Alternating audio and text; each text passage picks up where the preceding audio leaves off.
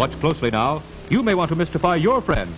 After the string is threaded through the straw, he bends the straw and straightens the strings. Next, he clips off the peak of the straw and throws it away. Now, he puts the straws together and pulls the string through. Presto! It's still in one piece. Believe it or not. You can turn back now or learn the stuff they don't want you to know.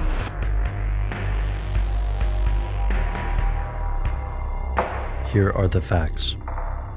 Much of human history is defined by the slow, continual struggle to understand the universe around us, whether in spiritual or scientific terms. Some ideas, like phrenology, are debunked shortly after their invention. Others, such as the principles of physics, are the founding concepts of modern civilization. And then there's alchemy. The practice known as alchemy is not uniquely European. Alchemists practiced in ancient India, China, and Egypt. European alchemists believed their traditions descended from Hellenistic Greece, which in turn inherited this knowledge from Egypt and Babylon. Today, the phrase alchemy invokes visions ripped from the pages of fantasy novels, sinister wizards in dusty laboratories, toiling over secretive magical experiments. But what exactly is alchemy, and why do some people think it works? Here's where it gets crazy. In many ways, alchemy can be considered a proto-science, the predecessor of modern-day chemistry. This blend of magic and scientific knowledge was shrouded in superstition and secrecy.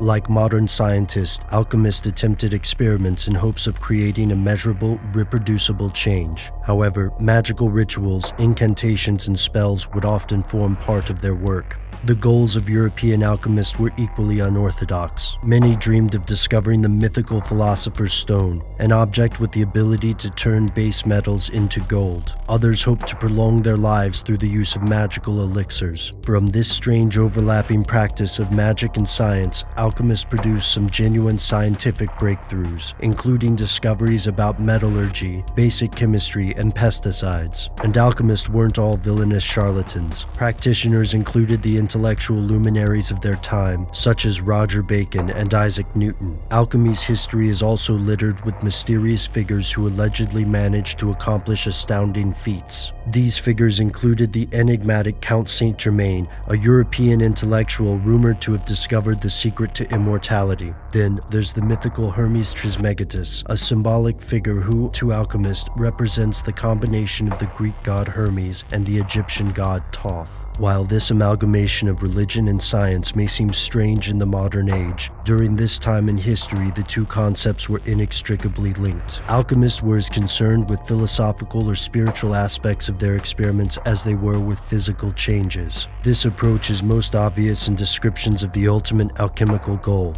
the arcane magnum opus, or great work.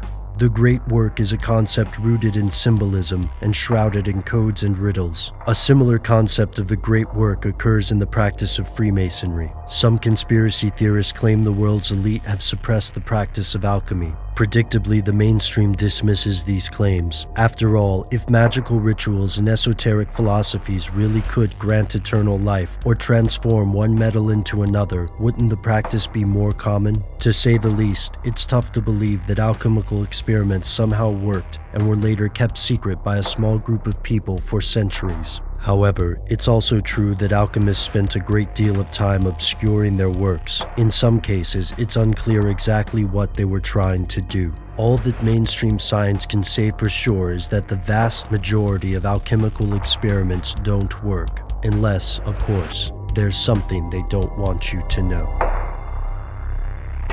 Say, that's slick. Come on, tell us how you did it, Bob.